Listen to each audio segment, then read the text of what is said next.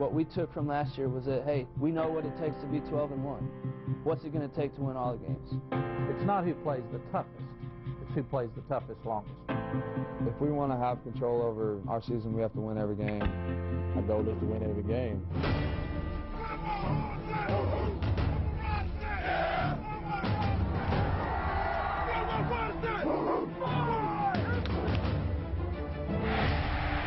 In this conference, you can't slip up. Take one game at a time.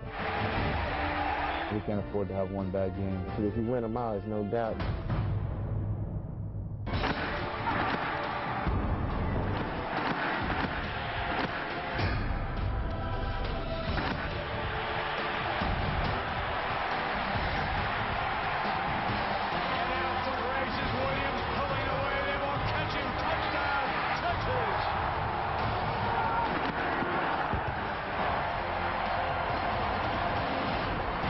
We are Texas.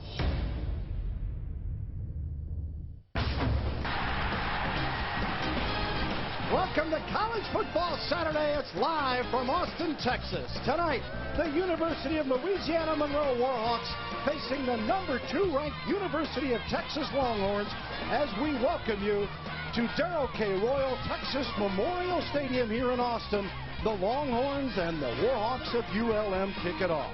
Welcome, everyone. Bill Land, along with Gary Reasons, excited to bring you another great season of college football here in a kickoff tonight that is an interesting matchup because of the enthusiasm and the optimism around the Texas program, Gary. A 12-1 club a year ago, an inch away from competing for a national title.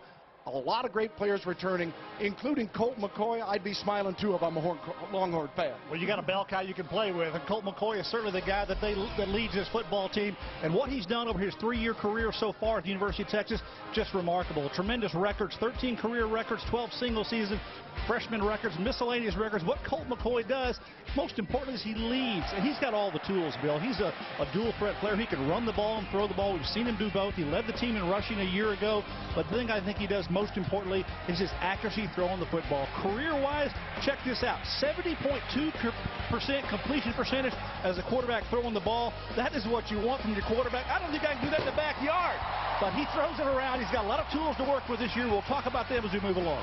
And certainly, Jordan Shipley, the receiver there, his leading receiver from a year ago, his best friend, his 6th year on the UT campus here. He's finally been healthy. You saw what happened last year with good help. Yeah, Shipley, he's going to be his go-to guy now. He's going to move out to the outside position this year, so his role is going to be a little bit different. Look for some other guys to play in the slot.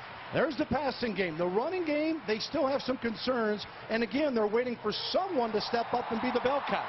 Well, you talked about Colt McCoy, and he did lead the team in rushing last year, so it's going to be on the hands of McGee, Johnson, and Fozzie Whitaker to come in there and do that. Now, McGee, he's a fast back. Cody Johnson, the banger. Fozzie Whitaker, he's that change-up back, so they've got some versatility at the running back spot. They need to take the running game into their hands. All right, with more on that, we're glad to have back with us our 3rd member of our crew, Emily Jones. Well, guys, as you mentioned, Colt McCoy rewriting the UT record books. He is the leader of this team in every possible way, but as you mentioned, he does lead this team in rushing, or did last season, at least with 561 yards. That is a distinction that he does not want this season. He doesn't care if that running back is by a committee of 1 or 10. He just wants to be sure the load is off of his legs this season. We're okay. I'm definitely not opposed to a running back coming in and stepping up and taking the spot, for sure. I think that would be great.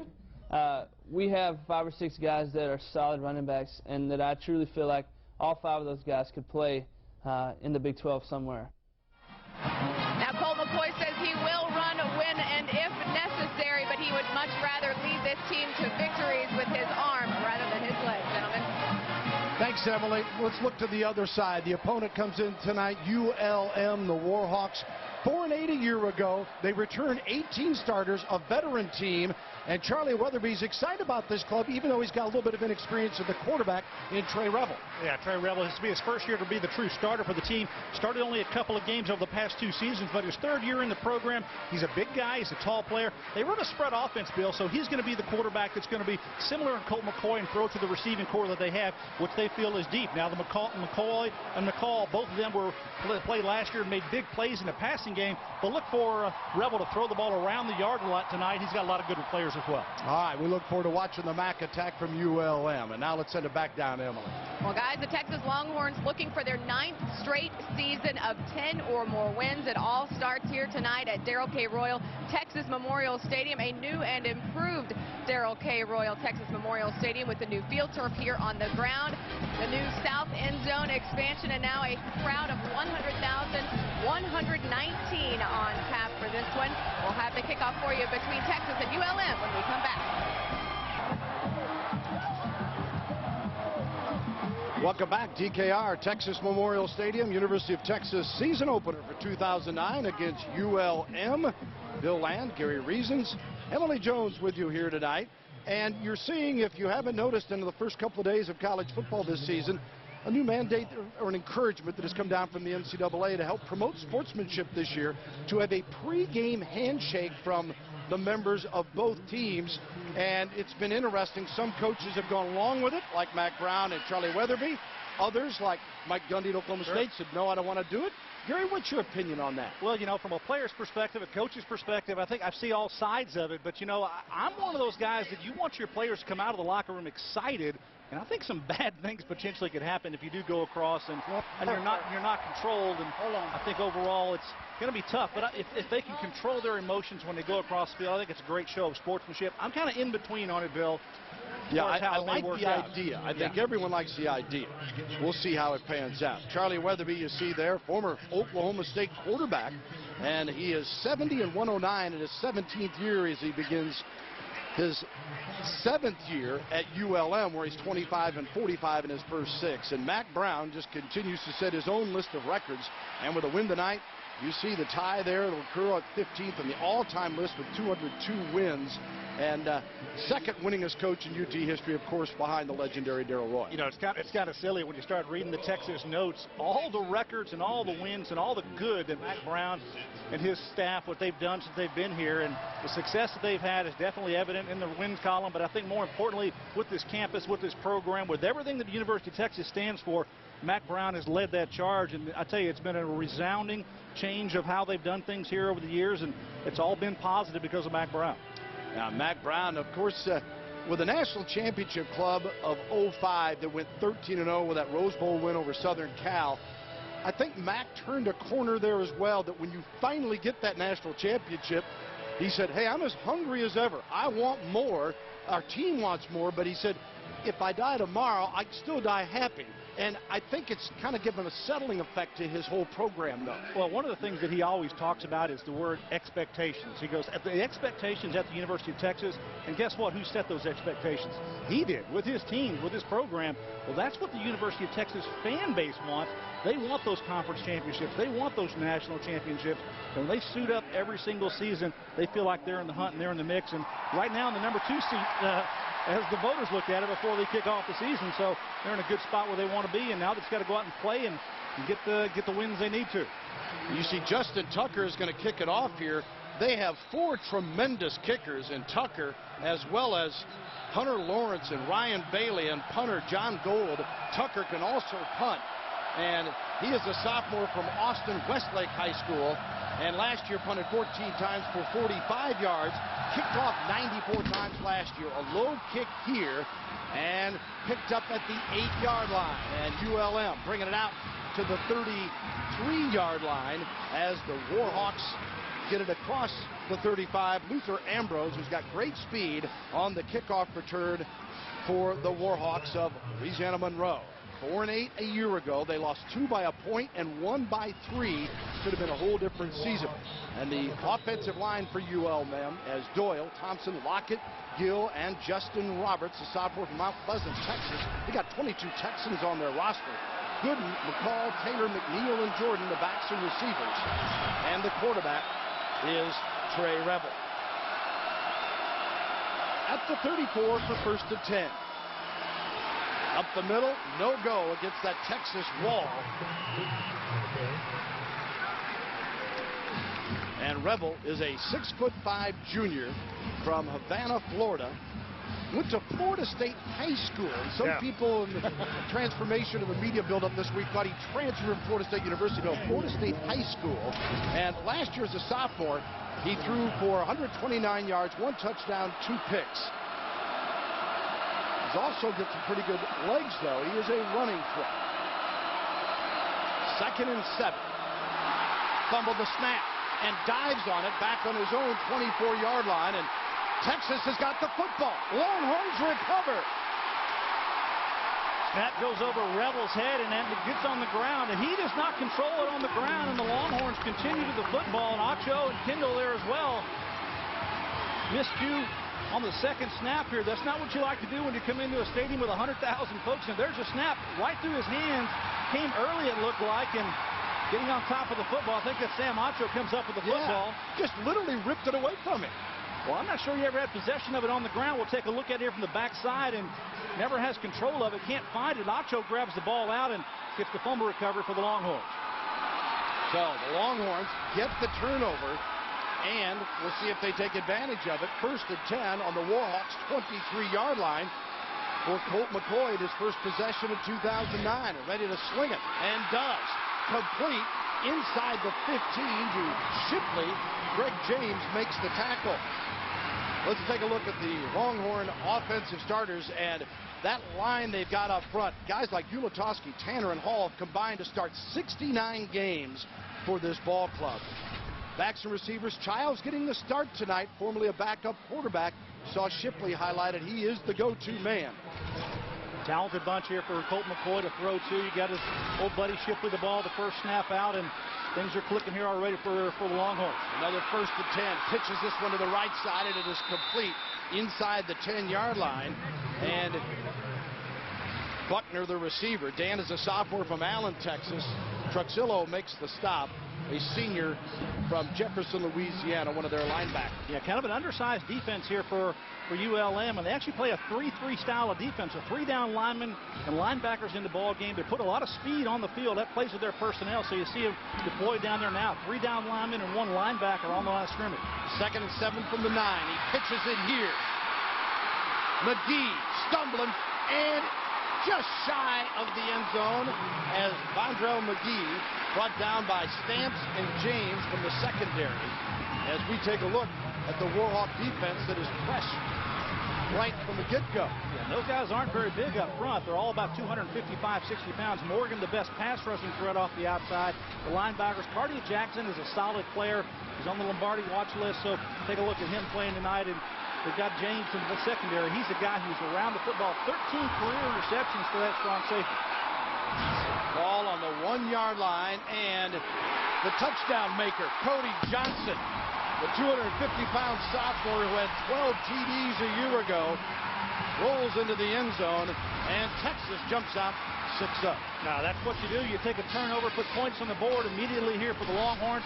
Every play that they ran was a positive play from the offensive line of scrimmage.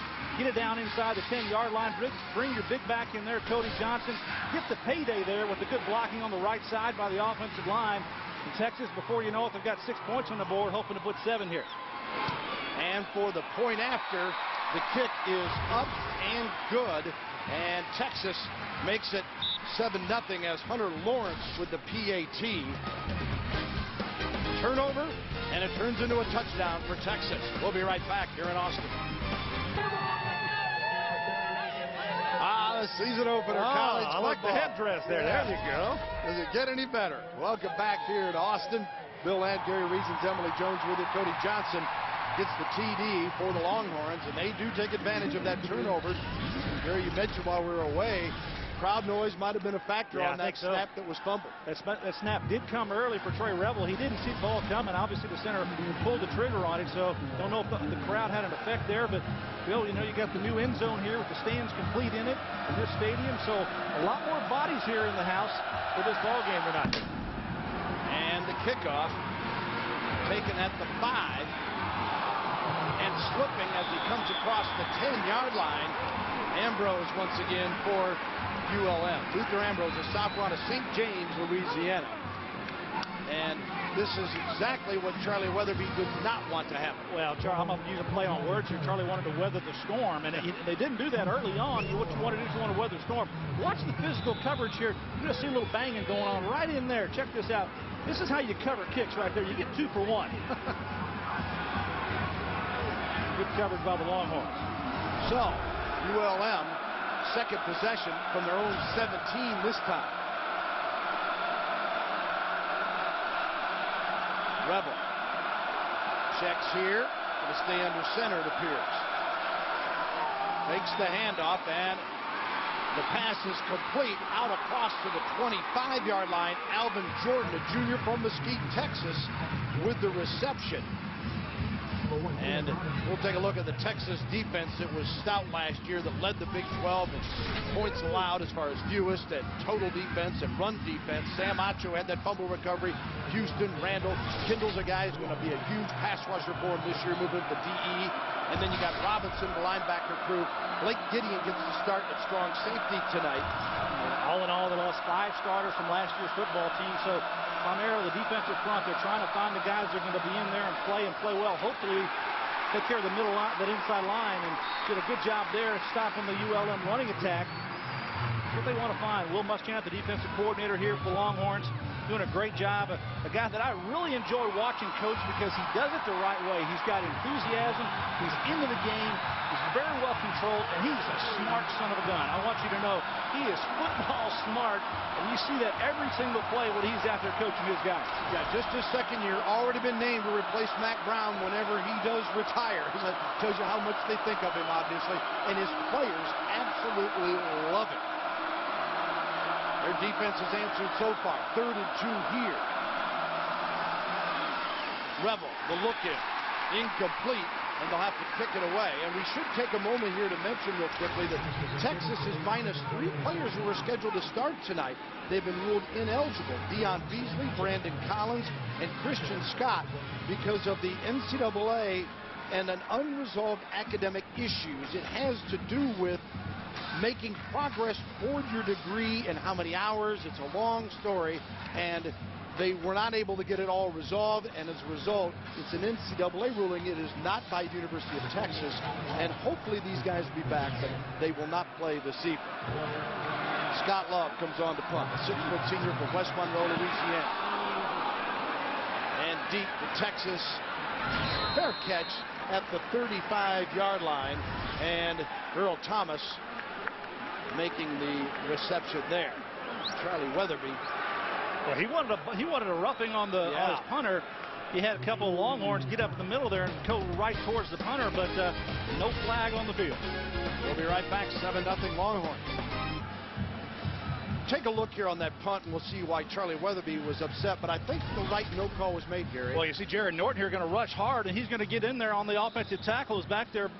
That's a Mitch Doyle. He knocks him into the punter, and Charlie Weatherby probably didn't see that his guys are the ones getting blown up into his punter, so I think a no call was the correct one on the field. And Charlie going to fight for his guys as he should.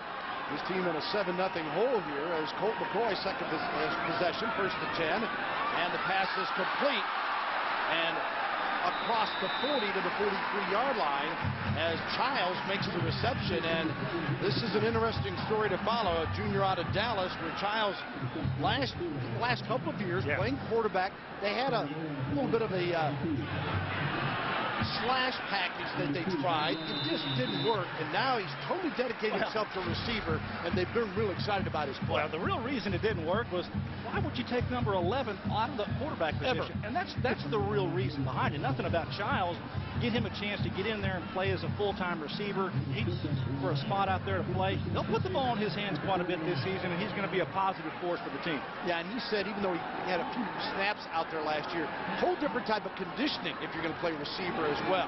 And they look to go that way, and incomplete. Can't believe Colt McCoy, incomplete pass. At least early in the ballgame. That one was a little short there. I don't think they're going to pull the trigger anytime soon here on this young man, but remarkable what he did last year, almost 77% completion percentage. Mac Brown's got to be extremely excited about this season and what they have ahead of them. They've all turned the page on last year. They really have. And done a nice job of that. Yeah, and they're focused squarely on this game right here and what's ahead of them for the rest of the season, and not worrying about what could have, should have been last year, but looking forward to what's ahead of them. 3rd and 2 for McCoy. Got the first down right across the middle, and Buckner makes the reception at the 41-yard line of ULM, where Theo Smith, the junior from New Orleans, makes the stop at Jesuit High School. Well, the offensive line does a nice job there in front of him, give him a chance to throw the football. And then this is the up-tempo offense here that Greg Davis employed last year with his team, and he wanted to do it again this season. He told us that they would continue that. They liked the results that they got out of it. It forces the defense's hand to be able to compete in, gives the offense a chance to make explosive plays, and they're doing it here with a couple of quick, nice runs. Yeah, McGee picks up 7 or so on the first one, and then quickly moves the chains here with the second as C.C. Carpenter makes the tackle. And you see, there they are, ready to go again. And you certainly want to take advantage of the depth that you've got in this game. McCoy got all day on the rollout. Shipley, 10, 5-yard line. 1st and goal for the Longhorns. Well, you set it up with run to the right, run to the right. The offensive line does the exact same thing. And then Colt McCoy, all he does goes out the backside on a naked bootleg, wide open middle of the field. You got zone defense behind. You got a big void there for the receiver to come in there. And Jordan Shipley's caught a lot of those balls from Colt McCoy over the last 3 years here together, and those two are right in sync once again here to start this season. Some phenomenal numbers there. Colt McCoy, Texas in the red zone last year, and 1st and goal here. Good second effort, yeah. But Johnson is denied this time, as Cody got the opening score after Texas, if you just joined us, recovered a fumbled snap and a short drive and quickly took it in on Johnson's 1-yard run. And again, wasting no time. Johnson again, and is a little bit shy one more time. Now, they just want to take it right at the defense here. Don't give them a chance to get down. And you saw that snap there. 2 or 3 of the defensive linemen didn't even have a chance to get their hands on the ground before the Longhorns were at the line of scrimmage, snapping the football, handing it off. But there's still a good enough surge by them to hold them out of the end zone. So it brings up here a 3rd and goal. Clock ticking, 9:08 and counting here, 1st quarter. Texas. Colt McCoy trying to push in another score. Longhorns average over 42 points a game a year ago. And Johnson slips in this time. A 3rd try, and Cody Johnson has got the first 2 TDs of the 09 season. Well, just power football, to try to get the ball off the right side behind the big guys. And I thought there was a defensive player actually get into the neutral zone prior to the snap. Nonetheless, they worked it out offensively. Watch on the right side there. You see a defensive lineman jump early. I thought that was a penalty. Wasn't called. Didn't need to because Cody Johnson got into the end zone. 6 plays, 64 yards, and a TD here for Texas in the point after Hunter Lawrence. 60 of 60 a year ago, and Lawrence bangs this one home as well. And Texas has slapped ULM with a 14-0 lead and 8:53 to go, 1st quarter. Huge crowd. Stadium expansion has made over 100,000 seats available here in Austin tonight. And Mack Brown has seen his Longhorns jump out to a 14-0 lead. Cody Johnson capping off that 2-minute 36 drive with a 1-yard run. He had the 1-yard run to open up the scoring after the fumble recovery. And there's some numbers that certainly tell you the story in the early going. Quick, easy, efficient, all going the Longhorns' way, and kind of what you might expect here for this team. And coming out, early season favorite, ranked number 2 in the country, and probably showing why here tonight. Tucker with a kickoff again, and taken on the 3-yard line. Ambrose bumps into his own man. Now tries to spin it out. Got some room. He's got wheels. 25. Nice tackle made that time by Texas as Curtis Brown makes the stop, because if he doesn't get him. Great angle by Curtis Brown. Yeah. Definitely has a great angle, and that's what caused Ambrose to shut it down. This is a young man that, pretty fast. A couple of years back, beat Joe Brown. Was it beat McKnight? Joe McKnight? Yeah, from Southern Cal in the state track and field championships. And he has got great speed. Ambrose is a guy that last year caught 12 balls for 160 yards and 1 TD.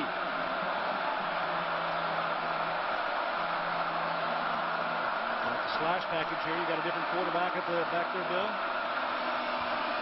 And keeping the football right up the middle with it as They go 5 wides. Rebels not even on the field, the quarterback, so they put 5 wide receivers out there. Yep. Rebels still not in the ball game at the quarterback spot, so they're going to go with this. Call it a Wildcat package. They feel like they've got good talent with the receiving core. Probably 7 or 8 players deep there, and so just put one of them in the backfield, do a change up here. Well, and McNeil last year ran 21 times, 40 yards, and 4 scores, in addition to receiving 51 balls that led him in the receiving category, and scored 4 touchdowns on receptions as well. So a little change up there.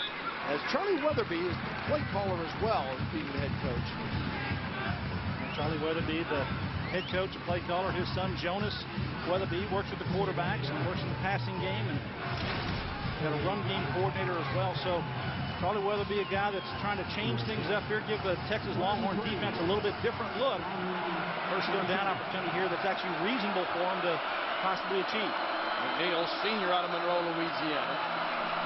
He also passed for a touchdown against North Texas last year. So he's a very versatile young man, and see what he comes up with here. Going to be a little bit short, I think, about a half a yard. Kindle, the tackler. Just running the zone read play inside and read it to where it gives it inside. Good job getting off the blocks by the defensive line for Texas to stop them there. Love it, the ball carrier. Love it. Junior out of Pompano Beach, Florida. I don't think there's any hesitation here. You bring your punt team on because you want to play field position here. It's okay to go 3 downs and punt against a speedy Texas defense. You need to get your wind under you here a little bit and kind of change the field position. It's been all in the ULM side of the field here to start this ball game. Earl Thomas is back for the Texas Longhorns. Timeout. Timeout. LMU. Well, I think they were going to run up against the clock expiration there for him for the play clock. It's interesting. He said timeout LMU. They are very adamant that it is ULM.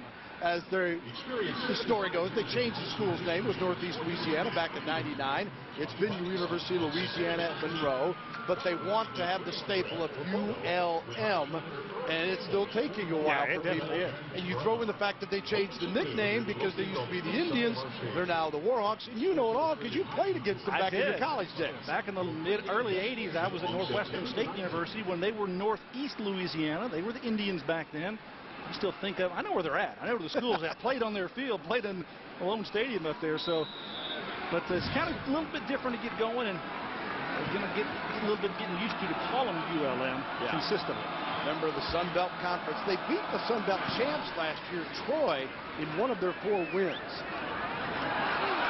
Slipping through is Thomas. Then he is brought down near the 33-yard line as Trexillo makes the tackle on this, and let's send it down to Emily Jones. Stadium now is 100,119. That is now the 5th largest college stadium in the country. And it's packed here tonight. Thanks, Emily. And the field turf was put in, and it cost about $400,000. It's going to save a lot of money in the long run. It really is, and the reason they do this is because of the maintenance. You take a look at what happens with the numbers here, all the different things going on in this building and this stadium renovations, but as far as the field goes, there's a cost to maintain grass. It really is. I remember going up to University of Missouri and talking to their groundskeepers about their facility. It was about $500,000 a year to take care of that, and I'm sure it was the same thing here at the University of Texas. Over time, it's going to pay for itself, but this is a great surface to play on. McGee knocked out of bounds. Thomas had gotten a hand on that last pass, and as Greg James makes the stop here on Monroe McGee, it'll be 2nd down or 3rd down and long coming up. You know, and if you're just seeing this field for the first time, you wonder, well, can the players play on it? How does it react? Well, you just wear your basic same grass cleats that you do, inside or outside. It doesn't really matter. It's going to hold up real well for you. I think the players all take to it. They have no problems playing on this surface. And one of the things it is, it's consistent. The problem with grass fields, you get some inconsistencies and people slip a lot of times. McCoy delivers on a 3rd and 7, and close. Yeah, I think he's going to get it with the measurement there as Thomas and Jackson make the tackles. Colt McCoy now 6 of 8 through the air. Does get it in there. Good job hanging on to the football. Kirkendall. Now ball's loose. And picked up by ULM, and Thomas Thomas with the football at the 15, still on his feet before he is dragged down. Colt McCoy in there on the play, and the first break of the night for the Warhawks. Well, Josh Thomas, the linebacker, picking up a loose ball, just going out there outside the numbers, and picks it up and makes pretty good return yards here after he gets the ball in his hands. And Colt McCoy comes over to try to get him. You see the ball pop out here, little fumble, and then Thomas picks it up and goes down the sideline. Colt McCoy blocks him right there. He gets blocked out of bounds, and guess who comes back to make the tackle? Colt McCoy. Colt McCoy, football player. Last year, their running backs did not lose a fumble. I mean, that's an amazing stat. It really is. And the opening quarter, McGee lost that one. And now they bring Revel back on a first down. 10 up the middle. Not much doing against that Texas defensive front as they stay with the play. And Norton making the tackle. Jared Norton comes in, playing the middle linebacker spot, steps up in the hole, makes a pretty good clean tackle. Trying to hit the line quickly here. Inside run there. Watch Norton step in and make that play. Revel handing off to the running back that time, Frank Gooden. Crowd trying to get into it here, be loud for the quarterback. Second down here. Revel. And it is complete inside the 5 down near the 2-yard line as Sapp with the reception, a senior from Monroe, Louisiana. Did not play last year due to academics, but as a sophomore was an all-conference performer in the Sun Belt with 43 receptions. Last in 07 he had 33 grabs. This secondary we haven't talked a lot about tonight for Will Muschamp's defense. Last year was a challenge for them. They were young. They've grown up a lot this season. They're part of the team that they feel like is going to be a real depth asset for this football team in 2009. Third down. End zone. No, he did not have possession. Looking for Milton, and Milton just couldn't hang on before he ran out of space. Now, is that Sergio Kendall out there all the way on the outside taking care of him? Number 2, Sergio Kendall. Now, he's going to be playing defensive end and linebacker for him, but this must be a tight end route going out there. It is, and Sergio Kendall right there with him. That's his read on the defensive front. So he's going to take that guy on the outside. Milton, a freshman, redshirt freshman out of Canton, Texas. Mentioned they got 22 Texans on their roster, so you know this is a huge night for them to come into Austin in a sellout crowd of 100,000 plus. And now on a 4th down on the 2-yard line, they're going to see if they can just get some points on the board, or so would appear. Cody Wells comes in as the holder. He is also a backup quarterback, and Jabor is the kicker. Well, good opportunity here for ULM to get some points on the board. I understand that. Charlie Weatherby saying, hey, it's okay to put 3 points on the board. We don't have to get the touchdown. Gonna get the ball here at the left hash mark at the 7-yard line, so it looks like about a 24, 25-yard attempt here just for a field goal. 24, let's see what they call it here, as Roddy Jabor, sophomore, last year was 6 of 12 in field goal attempts, and he hits one here. And the Warhawks are on the board with 4:23 to go in this first quarter, with Texas leading them 14-3. So they do get some points out of that turnover. Huge play by their defense. 3 points off the turnover, and some positive momentum here for the Warhawks now to kick the ball off and go play some defense with a little bit of feel perhaps behind them. Give them a chance to slow down Texas.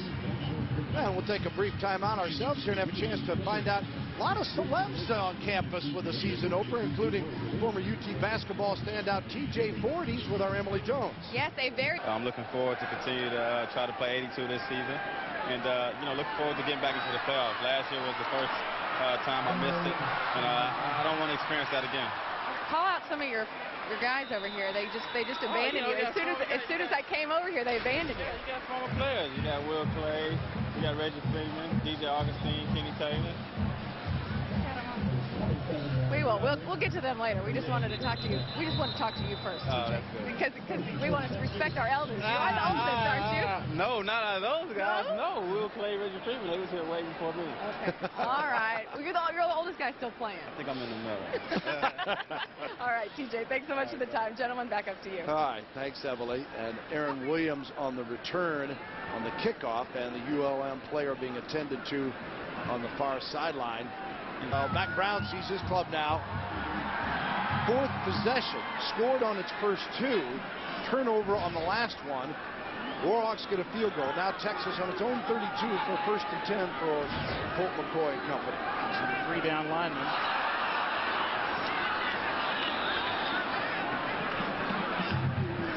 Fumble snap there. Looks like that was a ball that was easily handled by Colt. Just kind of fumbled it, didn't pull it in, didn't grab it. Well, make a little extra work for himself here. The ball's right there where it needs to be. Pretty good snap there by the center, Chris Hall. Just lost the handle. That happens sometimes.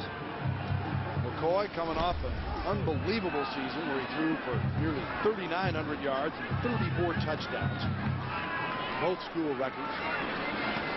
This one is incomplete as well, as Texas had some hands problems. This time James Kirkendall, the junior from Round Rock, Texas, can't hang on. And we talked to Greg Davis about the offensive coordinator for Texas, about the completion percentage, how well they've done. And here, since they've been here 11, 12 years with Mac Brown, the completion percentage is off the charts. 62% over that time period with all the different quarterbacks. Colt McCoy, since he's been at the helm, over 70% for his career. So throwing and catching, that's what the Longhorns do now. 3rd and 14, McGee in the backfield with it. He goes out on a pass play. And they find it. There's McCoy. And he's delivered to the 36-yard line, still shy of the first down by 5 or 6, and Texas with a 3rd and long coming up. Bill, remember last season, Colt McCoy 77% completion percentage. As you see the throw downhill here to the running back on the check down. Well, just think about going out in the backyard and taking your son, run about 10 yards across, and say, here, we're going to catch 77 of these out of 100. You can complete 77 balls out of 100? I don't think so. Yeah, and forget anybody else even being out there. Yeah, that's how tough it is. Nobody with helmets and pads. Nobody going to hit you. You just catch 77 balls. That's hard. John Gold, junior from Palestine, Texas, to boot it away here. And kick it in. Back to the 10-yard line where McNeil is finally corralled after crossing near the 19-yard line. Boy, what a punt that time by John Gold. Last year, as Gold, 21 punts and averaged 45 yards per kick. And Gold, 54-yarder this time, and a 9-yard return for McNeil. This defense here, it's all been paced by one guy, really, Bill, the last couple of seasons, Will Muschamp. He really is the heart and soul of this team. And what I liked about him as a defensive coordinator, what you see is he is enthusiastic beyond what you could ever imagine as far as a defensive coordinator. He gets his players involved, and they play with that heart and enthusiasm. And when they come to the sideline, oh, my goodness. He's there to greet him. Rebel with a pitch here. And Ambrose rambling on the sideline of ULM. And the first down and more out near the 35-yard line. And speaking of the players and what they think, what does Roderick McElroy think of his defensive coordinator? He's jumping around. I mean, really just like another player with his headsets on. And good, the ball carrier not going anywhere that time as McElroy making the hit on cue. Yeah, just on cue there. And then you see Coach Muschamp on the sideline. Got to be happy about that. No gain there on that play. And see the numbers here.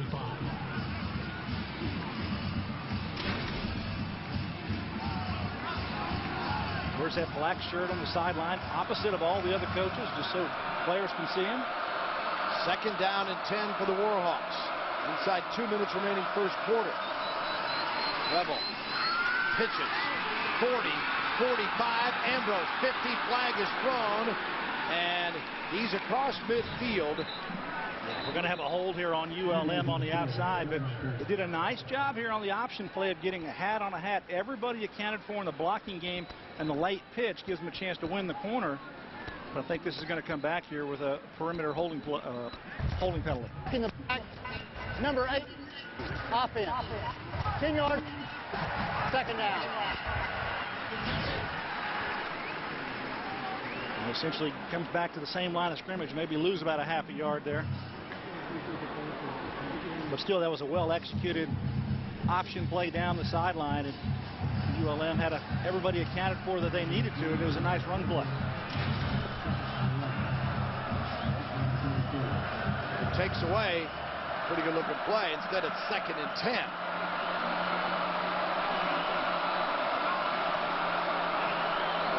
Signals from the sideline. Options at this time again, and stopped at the 40-yard line. Got an umpire flag, yeah. An umpire throws that in there, and I was watching the middle part of the line of scrimmage. Maybe a cut block here. Chop block, yeah, exactly what it is. It's a chop block. Chop block, number 69, offense. 15-yard penalty, second down. Justin Roberts, the sophomore from Mount Pleasant. Well, it's on the left side of your screen there, and just down low. The Warhawks went in the wrong direction due to penalties here, and they got enough problems on their hands. Down 14-3 with 1:13 and counting here in this first period at Darrell K. Royal Texas Memorial Stadium. Yeah, when we asked Coach Weatherby what were some of his goals, and he goes, "Get a first down." He was really had a lot of good things to say about the Texas defense, and really understood the challenge that his offense is going to face here. 2nd and 26. They nearly bobbled that one away on the handoff. As a delayed draw, trying to get it to him late. One of those things that you actually wrap it around. They call it an enema draw around the backside, and number 20, that's really what they call it, Coach. They really do. So knockup didn't happen there. It kind of slowed it down. Good penetration by the Longhorn defense right up front. Detailed explanation. Rodney Lovett with the ball carrier that time. You never heard that play call before, Bill? I haven't heard it in those terms. Okay. Proud of your homework. Final seconds here. 3rd and 22 now. And this big crowd will start roaring here to try to support the Longhorn defense. Revel out of the gun again. And complete to Amber. Oh, hello. Hello. Mama. McCoy. Senior out of Hallsville, Texas. And you see his boss saying, "That a boy." Our producer saying, "That a boy." That's a distant cousin, I tell you, hitting this guy right here. Bingo. Roderick McElroy, leading tackler, coming back here for this Longhorn defense team. And I think that defense coordinator likes that. You betcha. How can you not get excited with that going on?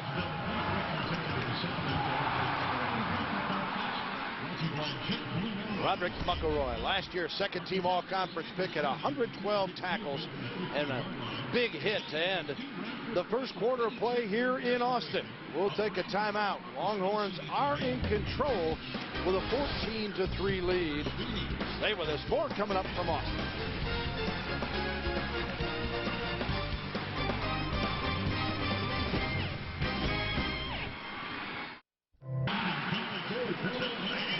Bevo looking on. Longhorns lead at 14-3 over ULM. Louisiana Monroe. Bill Lamb, Gary Reasons, Emily Jones with you as we get ready to start the second quarter here in Austin, as Texas has taken advantage of a turnover for a touchdown, and ULM's got its field goal basically because of a turnover by the Longhorns.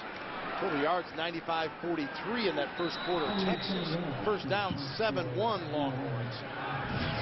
So yeah, they're in control, but certainly had a little trouble handling the football.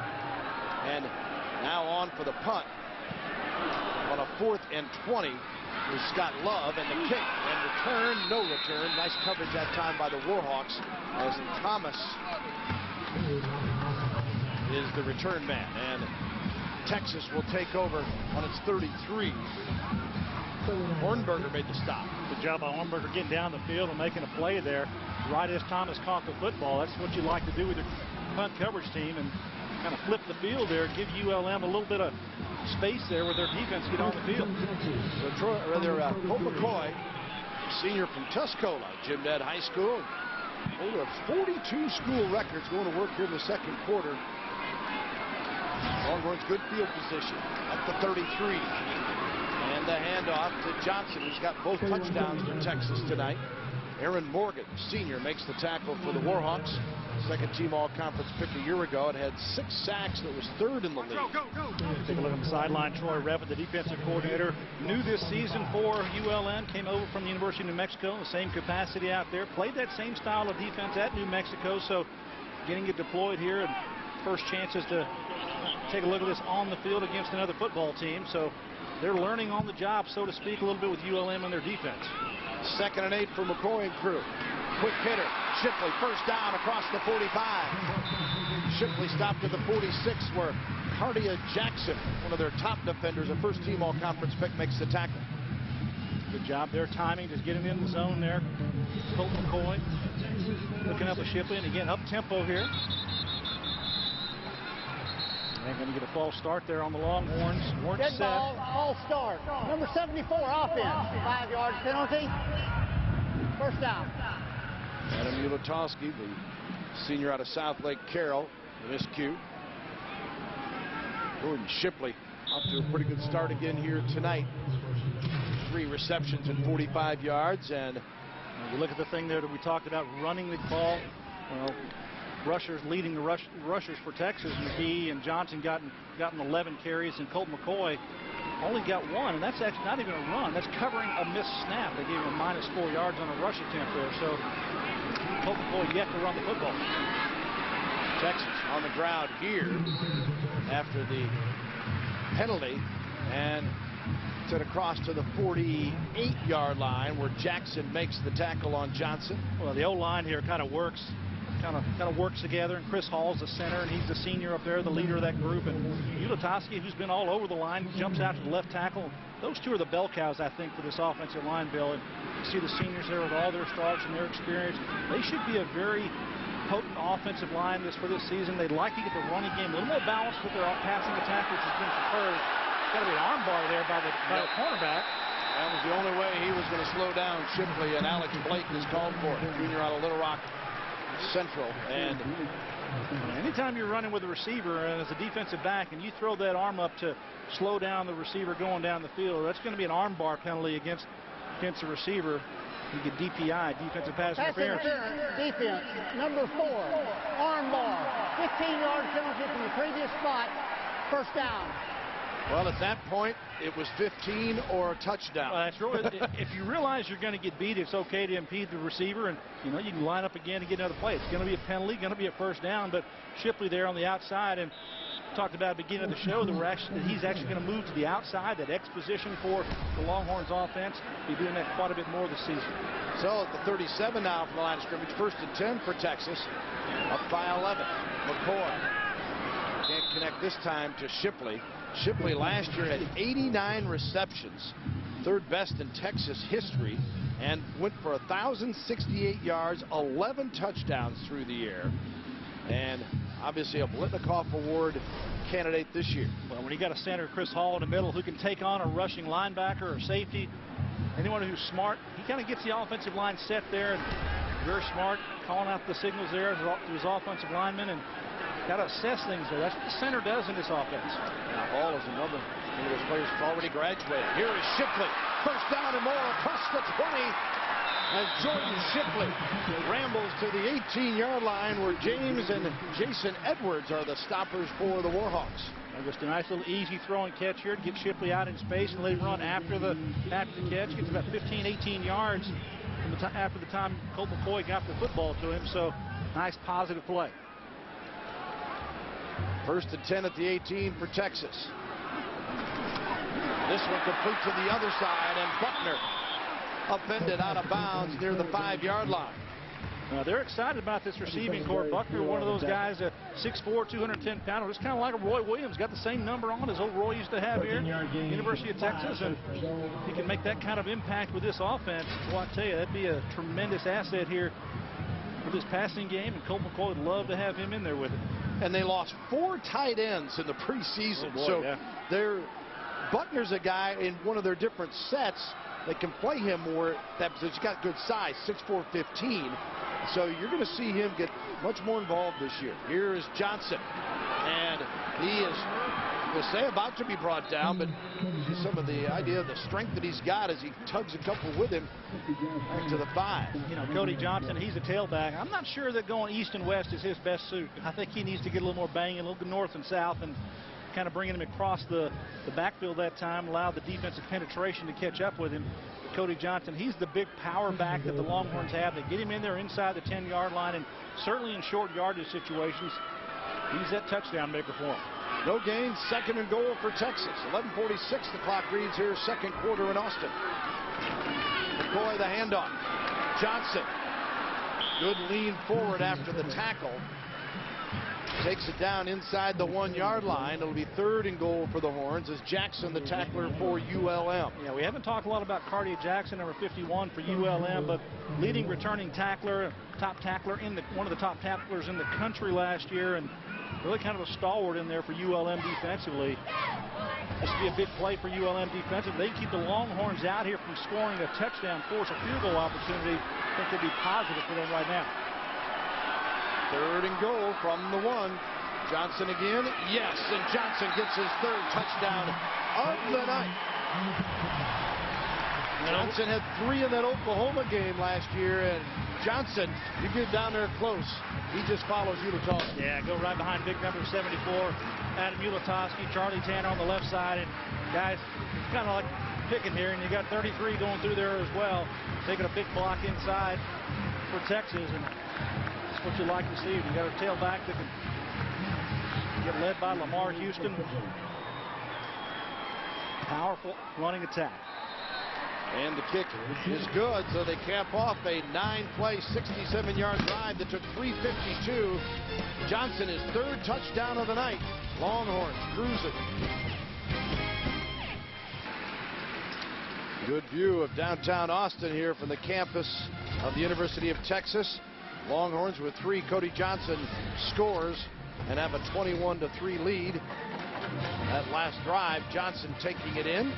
Offense been very efficient, and even though losing 3 starters from last year's team, Quan Cosby, big-time receiver here for Texas. Cedric Dockery, offensive lineman, offensive guard being replaced, and actually Chris Obanaya as well, one of the running backs lost from last year's team. But everyone else stepping right up and picking up right where the Longhorns left off last year. Tucker will kick it off again. Rodney Lovett and Luther Ambrose are the deep players for the Warhawks. Ambrose, and it'll be a touchback. He'll come out to the 20-yard line. So nicely done by Tucker that time on the kickoff for the leg. And the Warhawks with 11:02 to go in this first half. See if they can get something going offensively.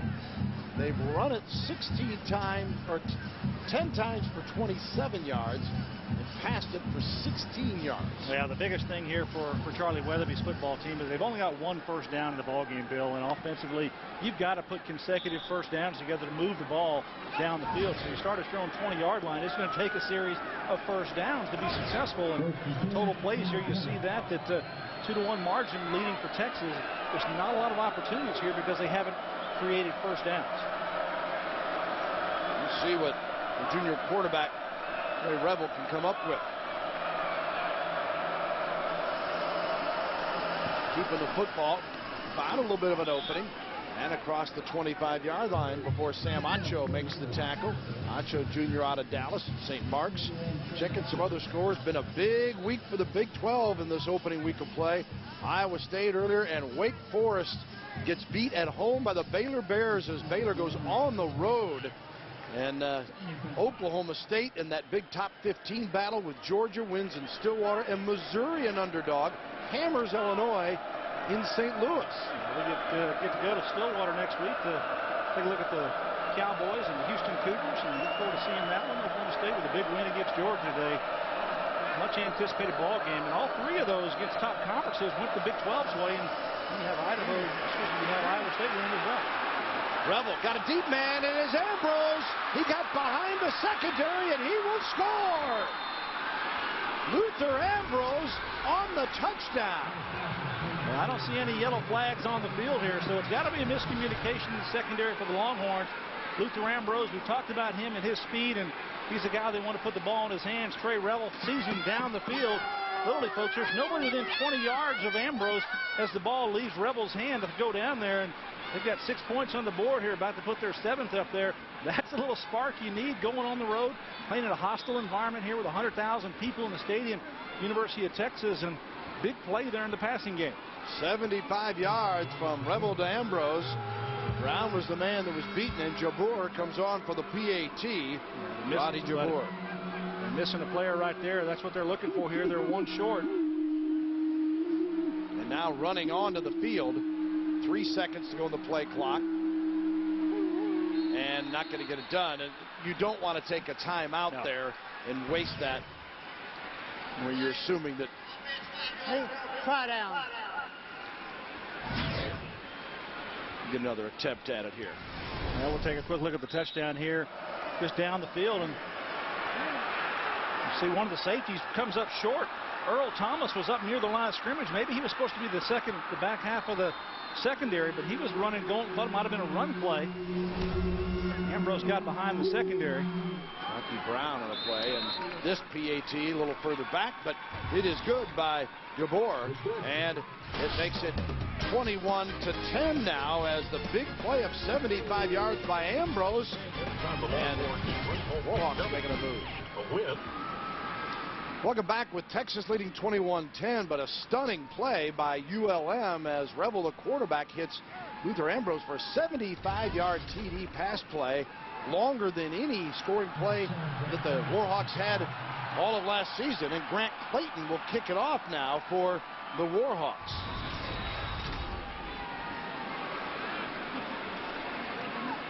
And Texas, see if they can answer again. Malcolm Williams, number 9, is one of the deep men.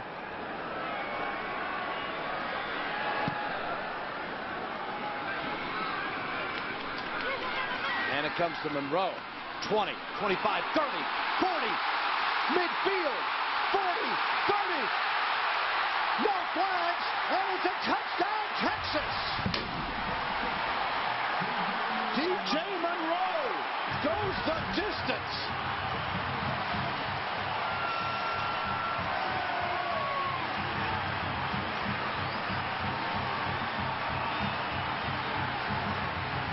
DJ Monroe, I guess that's how you answer. Well, there's nobody even touching here. He goes right down inside, flares back to the outside. Look at that hole right there. 89 yards all the way to the end zone. Kicker couldn't even get a hand on him.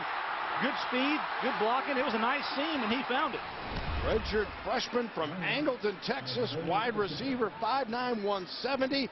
And DJ Monroe electrifies this crowd of 100,000 plus here in Austin. Getting mobbed on the sidelines. An 89-yard TD kickoff return. Well, there's good and bad about that. The bad is on ULM's part. Poor lane coverage there. He had such a nice, easy lane to the outside, but you credit Texas's return team. They had a hat on a hat. What they did, they created that seam for him. Good job by Texas running down the field, and DJ had enough speed to run by the whole ULM coverage team. The kick is good to make it 28-10. And Texas changing it up a little on their return group. I don't believe he had been on earlier. And Monroe, well, you want more playing time? You get your opportunity, make the most of it, young man. Redshirt freshman did just that. Well, 2 plays ago, we talked about the offense here of ULM throwing a nice big pass play to Ambrose and getting their touchdown in a big strike, and Texas striking right back on the kickoff return.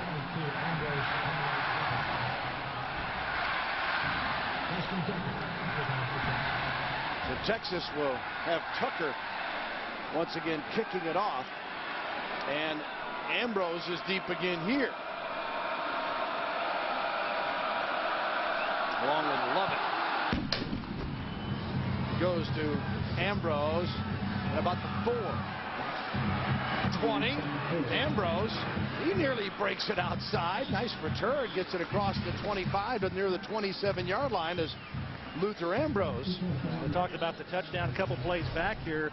Shockey Brown's actually in coverage up here. You're going to get a double move by Luther Ambrose on Shockey Brown, and then quarterback Rebel just sets it out there, and Shockey Brown peeked into the end zone, back in the backfield rather, set his feet down. That's when Ambrose got behind him.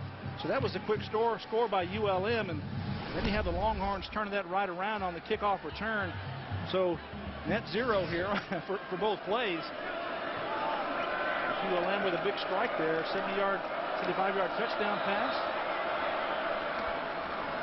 And a timeout is called here. ULM will call time as Charlie Weatherby's crew will visit with it. Exciting here in Austin. 28-10, big plays taken over in the second quarter.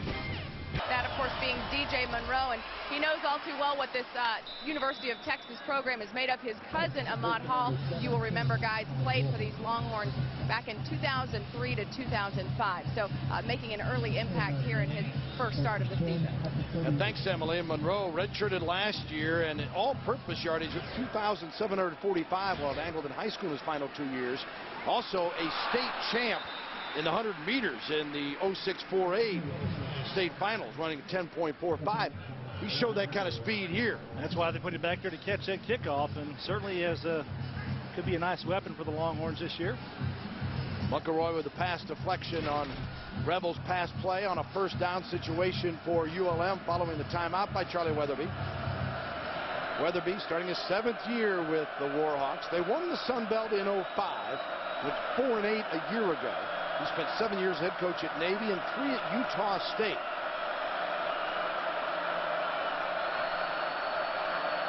ULM had a quick first down pass complete to Alvin Jordan on the first play of the series.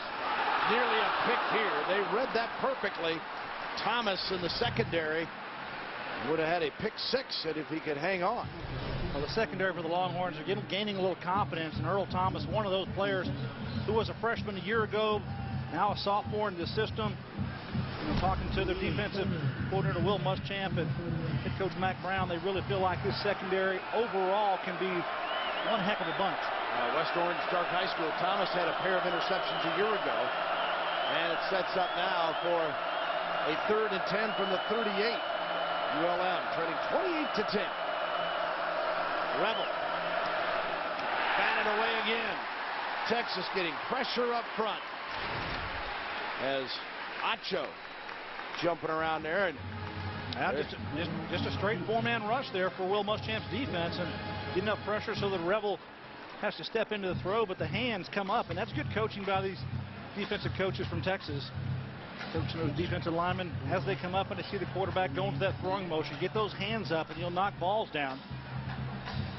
Passes defense, passes broken up, all statted. Those things defensive linemen do, and they have quite a few of them here for the Longhorns. Now to kick it away is Scott Love. Thomas signaling fair catch. They'll mark it near the 17. We'll take a brief timeout here at College Football Saturday with Texas on top, 28-10 over ULM.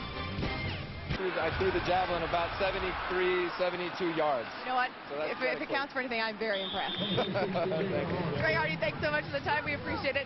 Gentlemen, back up to you. Well, Emily, I want to know the discus numbers. I'm an old discus thrower from high school, and 48 meters, that's got to be almost 160 feet. That's a pretty good chunk for a discus throw, and collegiately, those guys are up over 180, up to 220 feet in throws. So, to be a decathlete, that is amazing athleticism, and good job for him getting that national award right now. Yeah, I tell you what, the training for that event alone, or those events, is just absolutely amazing. It is incredible, the athleticism required to do that. Congratulations to you. Monroe, after returning that kick, he's now in the lineup, or was a moment ago on that carry, and now Texas with the football, and 1st and 10 from the 32. They're bringing pressure from the outside, and nobody blocked the linebacker coming in. Josh Thomas was running free on Colt McCoy, and he had to come get rid of the football very quick. Watch on the right side of the screen. Ulatowski blocks down, and Josh Thomas, nobody touched him before he gets to the quarterback. Monroe also getting an opportunity because we mentioned off the top tonight about Cody Johnson and McGee, who both played, and Johnson with 3 touchdowns. We also mentioned Posey Whitaker had a bit of a knee injury, though, so haven't seen him yet tonight, but Monroe trying to take advantage of that time. Incomplete and intended for McGee. First pass incomplete. Good job down. Good job coming downhill by the secondary for ULM and breaking up that pass. Colt McCoy used to throwing those balls in there and getting caught, but good job of breaking on the football. Pressure by Theo Smith that time. And McGee last year, in addition to rushing for 376 yards, he also caught 9 passes for 49 yards. Here's McCoy on a 3rd and 10. Flag thrown. Shipley wide open. nearly broke the tackle, but he's shy of the first down, and we'll see about the flag with Stamps making the stop.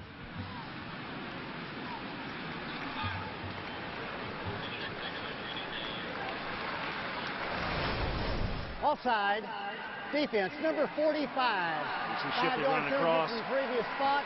3rd down. Just a little trailing route there. They're going to take the penalty here and get 3rd down again. So a little short of the 1st down Shipley was on the reception. Troy Evans winning the penalty, and the result, Texas now 3rd and 5 with 8:14 to go in the half. I wouldn't expect anything less than to probably find Shipley here with something. Colt McCoy and he have a unique chemistry between them, and been together a long time, and he's at the split end position at the near sideline here. The senior from Burnett, Texas, has been effective tonight. We'll see what happens here. Childs also in now as a receiver. McCoy on 3rd and 5. Got time. Picked off in the secondary, the 48-yard line. Stamps with the INT, and Stamps brings it back to the 40, make it the 39 of UT. Otis Stamps, a senior out of Vicksburg, Mississippi, and an interception a year ago, and gets the pick here. Good job of reading the quarterback's eyes. Otis Stamps just sitting down in his cornerback position. Colt McCoy looks at John Childs the whole way, thinks he can stick the ball in there. An ill-advised throw there by Colt because he's got too many guys around the receiver. He's got 2 defenders there right in the way. Probably one he should have pulled down and done something else with or thrown it away. I'm not sure he could get that ball into John Childs. So now McNeil at the quarterback position here. We saw him earlier in place of Revel. We'll see if it's the Wildcat version as McNeil keeps the football, and Texas not fooled a bit by the fake handoff, and he stopped at the 40.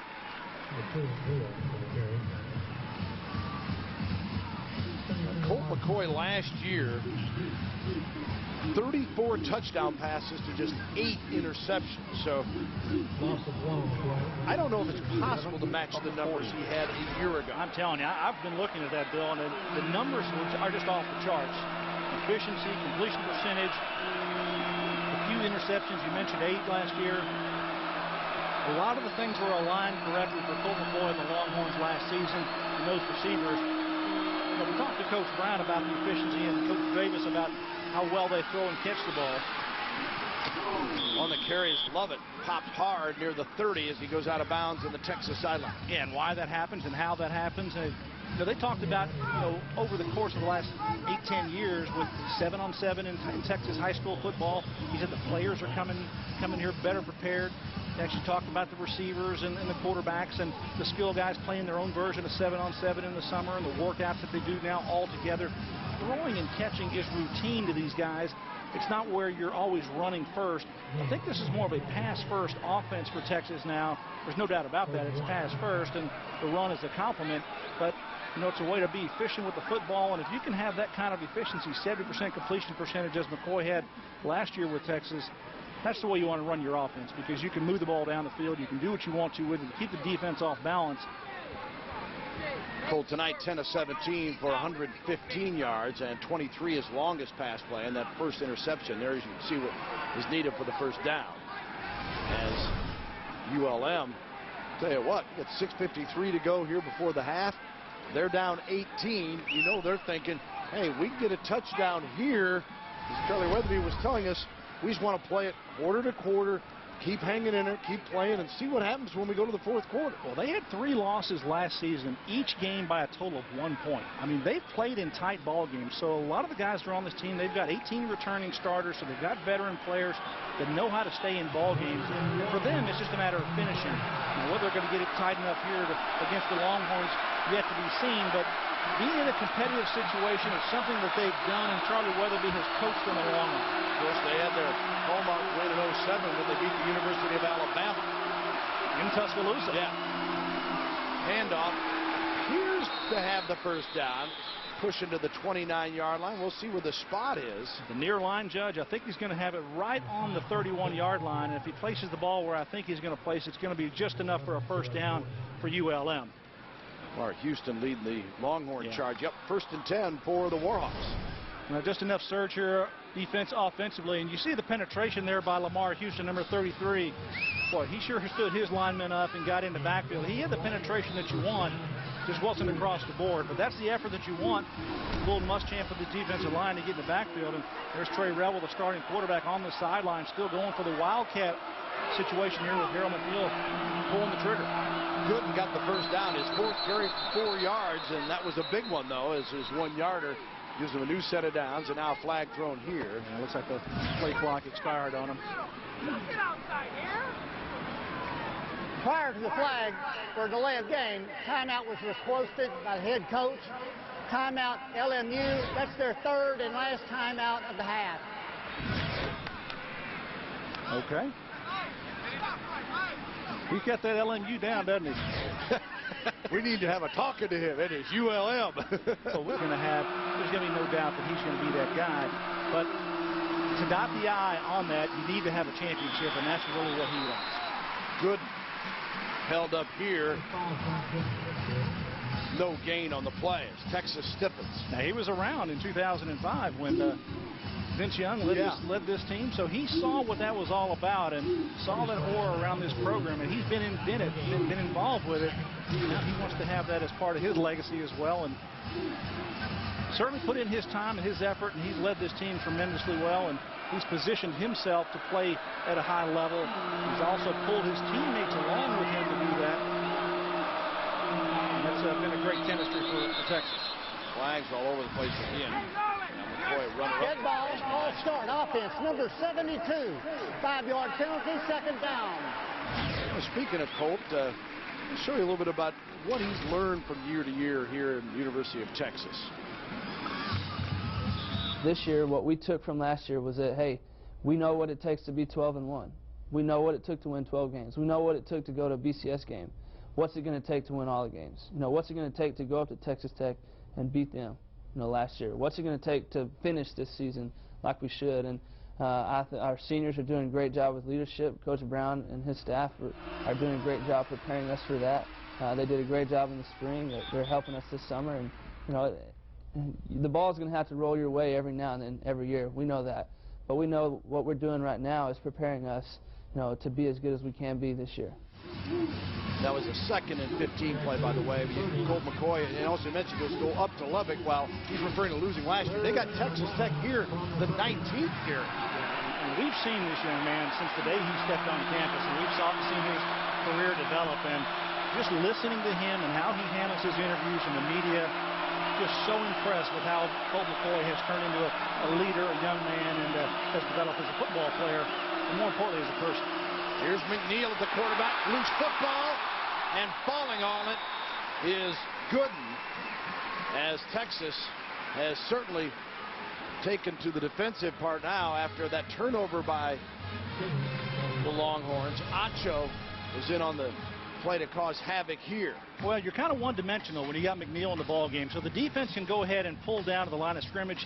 He's not going to be your pocket passing quarterback or drop back quarterback, so you can bring the defensive line up, and then the defensive pressure just kind of comes a little more. And poor decision making there by McNeil of trying to pitch the football in tight quarters when you've already been contacted.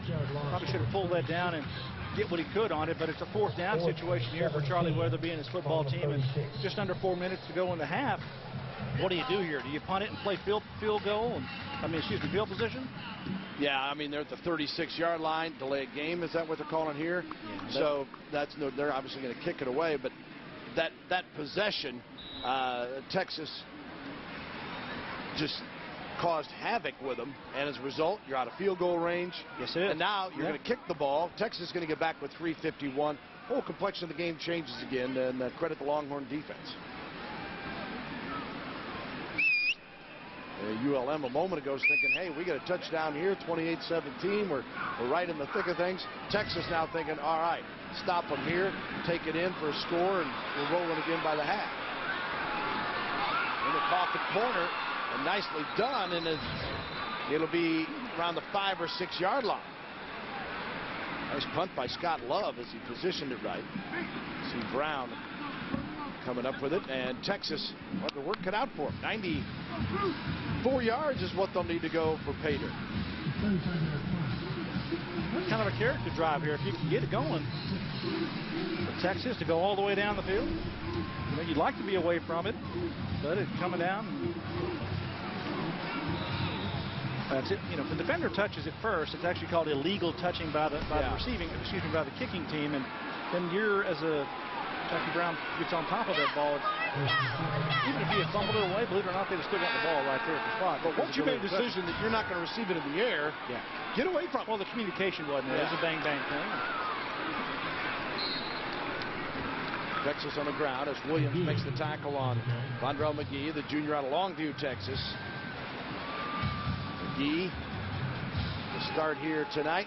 Well, I'm Greg Davis. What I want from my offensive line right now is I want an explosive run play. I want to get 15, 20 yards here, get an explosive run so that you can set your offense up for success, and don't force it on Colt McCoy to throw the ball all the time. Got protection here, now flushed out of the pocket, and McCoy escapes the defender and then smartly just steps out of bounds instead of throwing anything risky back against the grain, as Thomas had put the pressure on him. Josh Thomas, the senior, and one of the captains on that defensive group for the Warhawks. Yeah, now Josh Thomas had 3 sacks a year ago for this football team, and this continued on to the quarterback. That's a good job there in the secondary by ULM of not allowing any of the receivers to come loose and give Colt McCoy a nice, easy throw. So a 3rd and long situation here for Texas, back on their 7-yard line, and a chance for ULM, if they play it smart here, to get the ball back perhaps and maybe do something before the half. Maybe a timeout Texas. I'm surprised they're calling a timeout. Timeout, Texas. First time out of the half. 2 left for Mac Brown's crew as Texas getting quite a fight from ULM. The ULM has had created a couple of turnovers, and they've kept Texas from getting into any real offensive rhythm, even though the Longhorns have still controlled the game for the most part. Well, I think you've been kind of hit and miss here, but Texas early on here, Colt McCoy, has he been as efficient as he has last year throwing the football and the receivers catching the football? No, it hasn't been there. So this is a 30-second timeout. And their run game hasn't really been there. Let's take a look at the numbers here and the model of passing efficiency for Texas. Well, this is what I was talking about, efficiency. And, you know, Texas offense last year, 76.7%. That's amazing. Now, since Greg Davis and Mac Brown have been here for the last dozen years or so, 62.1% completion percentage. Well, the 45 seasons prior to that, the Longhorns, 47.2%. Colt McCoy, 68.7% alone. It's amazing the amount of success that they've had throwing and catching the football. And I know the stat here, the best year in that 45 years prior was 57%. So it jumped immeasurably since Greg Davis and Mac Brown have been here running this offense. Absolutely incredible. They'll be tested here now as it's a 3rd down and 9. The ball on the 8-yard line for McCoy. To Childs, first down, and John Childs to the 22-yard line. And Childs doing his first receiving act this season. Nice job by the Longhorns getting the ball out there, and good protection there up front. John Childs catching the football, and if you're ULM, you're saying we let an opportunity get away, and they certainly did there, I think. Had the Longhorns pinned back, and you want to win on 3rd down defensively or offensively, whatever the case may be. First and 10 for Colt McCoy. Going deep here. Shipley got a man beat. Jordan Shipley. He will score. Touchdown.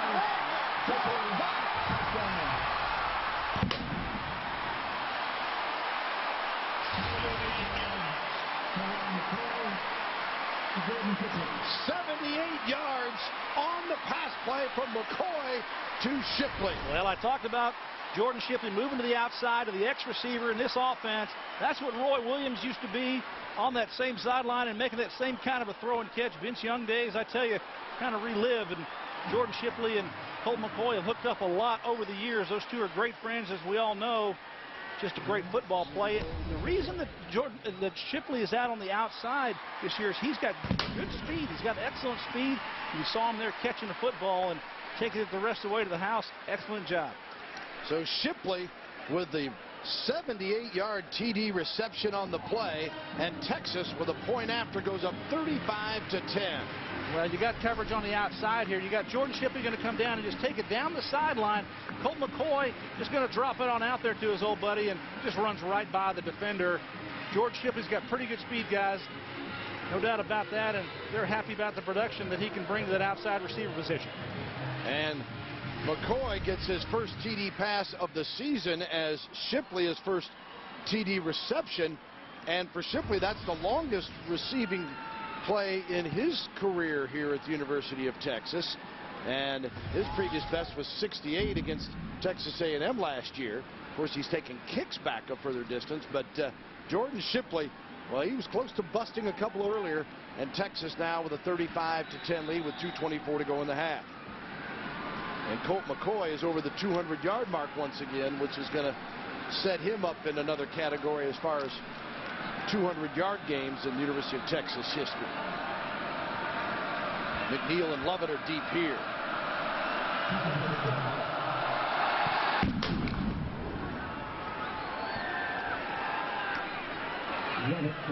On the return and upended. Lovett. Big hit there by the Longhorns, and it'll be 1st and 10 just across the 20. Marcus Davis, I believe, making that stop. That's Trey Newton. Trey Newton, yeah. Beg your pardon there. Newton, of course, highly recruited running back out of South Lake Carroll, and of course Nate Newton's son. And Trey getting some work on special teams. You got to get noticed somehow. We got double numbers here, so we make some mistakes sometimes. Yeah. And, when we get organized in college football, there will be no such thing, but that's a topic for another talk show. And congratulations to Newton on the big hit. And you got Rebel back in at quarterback here for ULM instead of the old Wildcat there. And Colt just kind of talking to Coach Davis up there. You take a look at the numbers there, 207 yards passing tonight. And breaking Major Applewhite's record, of course, who is the assistant head coach and running backs coach here at UT. And they had tied at 29 prior to tonight's effort. And Colt does it in a big way with that 78-yarder. All right, what does ULM come up with here? Down 25 now. And 2:16 to go. Rebel back in out of the shotgun at the quarterback slot. Complete and then fumbled out of bounds on the play. J.J. McCoy, a senior from Garland, Texas, in the Dallas-Fort Worth area. Was that a completed pass to begin with? I'm not so sure about that. I'm not sure he had control of it. Giving him credit, aren't they? Well, they're going to not allowing him to get the gain on the fumble. They're going to call it stop. You can't fumble the ball forward to get positive yardage. Forward fumble out of bounds. Goes back to the fumbling spot. There you go. Winding the clock. He did catch the football, and as he fumbled it forward, not going to get him that extra yardage, so we'll bring up a 3rd and 2 or 3 here. He had 23 receptions a year ago for 207 yards and a pair of scores. The game-winning touchdown when they knocked off Troy in that big Sun Belt battle last year. So Rebel with the clock moving, and they're out of timeouts as well. 3rd and 3. Incomplete, intended for Anthony McCall. Breaking up the play, Curtis Brown, the junior from Gilmer, Texas. Well, Rebel was just looking down to his left side the whole time and just kind of eyeballed that one. So it was an easy play for the defensive back to come downhill and break that ball up. And didn't have a whole lot of options to go to, so ULM is going to have to punt the football again. Plenty of time still left for Texas here in the second quarter, just under 2 minutes, minute 54 to go with the clock stopped. Expect Colt McCoy and company to get back out there and perhaps put more points out there. Well, Thomas the deep man as senior Scott Love to kick it away. Good ball. Yeah, nice high kick. Fair catch called by Thomas. Done so successfully near the 33-yard line. Well, Bill, how do you like the field? I think it's looks good. You know, a lot of folks have gone to the field turf, and over the years, it seems that they continue to perfect the artificial surface, and it's not as hard or as concrete-like as the old artificial turfs were, the old AstroTurf and that. They've got it's old tire ground-up rubber that is in there that also gives it the better traction and more grass-like feel, I think, too. I like that surface, and I talked about it earlier, consistency. You know, when you have grass fields, you get rain, you get weather, you get those things on it, you can get some imperfections, and it can cause injury. But this field, I tell you, you're able to have consistent footing all the time. Pass complete to Shipley, the 50. And a flag thrown as Shipley out of bounds near the 45-yard line of ULM. Something with John Childs right there involved with it, number 7 for Texas. One of the defensive backs for for ULM. Maybe it was a hold or something on the outside. Wasn't really sure.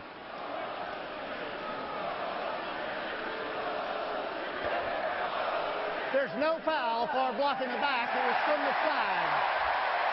The result of the play, first down. I think John Childs is blocking on number 4, Blake. Alex Blake here on the right side, and that's what they're calling. But Jordan Shipley taking the watch right there, and that's right on the side. That's a good call. I think it's a good non-call, actually, how they officiated it. And so, well, they've done a nice job tonight when there's been any discrepancy of quickly huddling, making sure that you've got the right call there and determining it and not holding up the game. So McCoy, 1st and 10. Underthrown, looking for McGee this time out of the backfield. It's a completed pass. The clock's still running, middle of the field, so getting up there with a hurried offense. Look at Major Applewhite on the sideline, signaling the plays here tonight. Yeah, and Major not pouting over losing another record.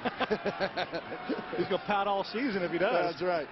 Let's see if they don't find Shipley again. He's got 164 yards. Buckner, a sensational grab looking back at McCoy, and he sets him up in scoring territory at the 15-yard line. That's a nice target to come down the middle of the field, 6'4" frame to throw the football to, and Colt McCoy, watch his ball zip right over the head of the defender, zing right there, and good hands going up. Put your hands up late as a receiver. Buckner does. Don't give the clues to the defender to knock that ball down. Excellent throw and catch. Truxillo makes the tackle, a 30-yard pickup for Texas. Here's McCoy again, dancing around at the 25. Gonna run it. Picks up what he can before he scampers out of bounds. Stops the clock with 45 seconds remaining. Thomas and Moore putting pressure on him. It's one of the things that I don't think people realize just how fast Colt McCoy is, and I think he's probably 4.5 or sub 4.5 with his speed and how he's worked on it, his strength, his conditioning, the way he prepares for the football season. It's started since he came here from the University of Texas. And he has learned the regiment of what it takes to be a champion from people that have come before him. And he's certainly taken to that mold, and he's teaching others. 2nd and 6 here. Buckner rather. Yeah, brought down by Truxillo as Buckner, they're going to call timeout here with 33 seconds to go. Timeout. Block on the outside. Good job there. Buckner James Kirkendall doing a good job. Looked like, was he going for the score or was he going for the sideline? It's like he turned it up, and then finally they're doing all they can to keep him in bounds, of course. Getting what he can get. Yeah. Now notice Mac Brown here just running down the sideline to call a timeout, and Mac with that surgically repaired knee that he had, looks like he's moving pretty well down there. Yeah.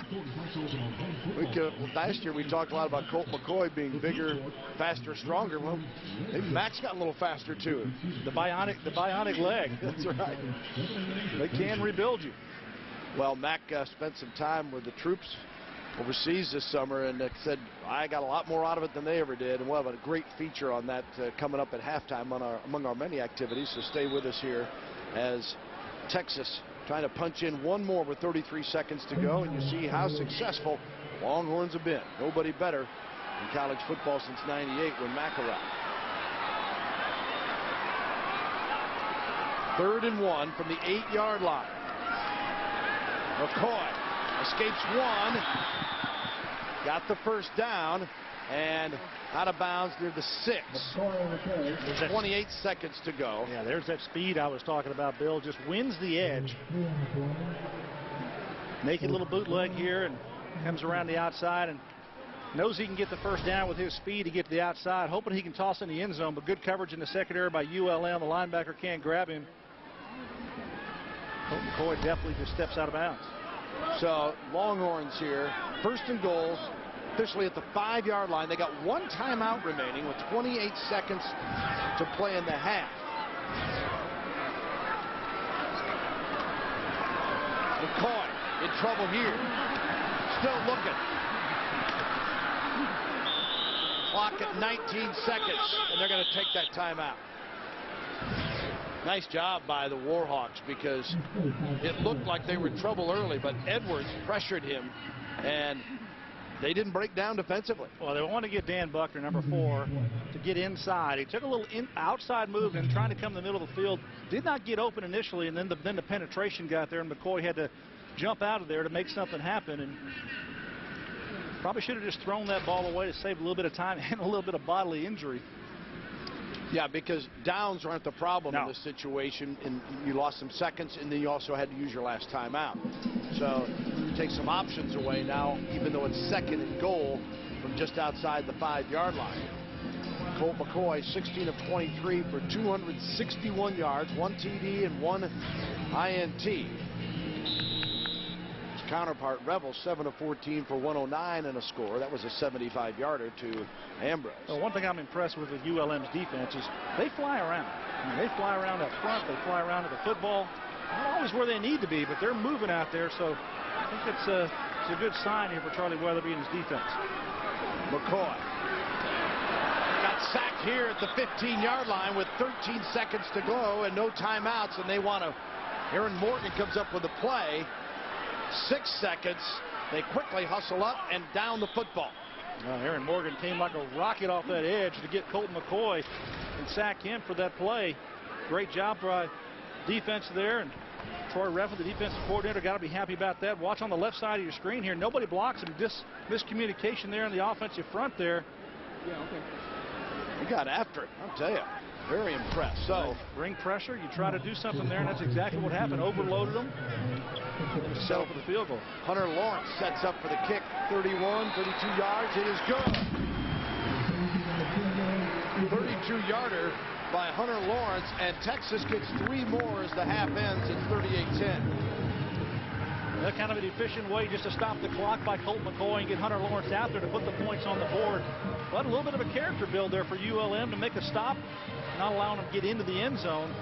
They've showed some competitive spirit here in this ball game, ULM. So they got a little fight on their hands, Texas does. Yeah, we'll send it down now to Emily Jones with Mac Brown. Get his thoughts. That's right, Coach. A couple of miscues, but you can expect that in the opener. How do you feel about the first half performance overall? Effort was good. Thought we made some great plays, but we had too many mistakes. 2 turnovers offensively compared to 1 is something you can't have, and that's something we got to correct in the second half. You talked about your running back by committee coming into this season. How do you feel like they've performed so far? It's hard to tell, but it doesn't look like we've made significant yards in the running game, so we got to do a better job of that in the second half too. I thought protection's really good. Colt's done a great job. We've gotten some really big plays, got a big play out of the kicking game, but we need to be more consistent. What about defensively? Defensively, I think we've done well. The 2 times they really got something, we had a defensive back leave a really fast guy on a pump and go type route where he lost him, and then the offense turned the ball over for the other 3. So defense has played well. Mac, thank you very much for the time. Best of luck in the second half. Once again, Texas on top of ULM by a score of 38-10. We will have halftime coming up for you right after this break.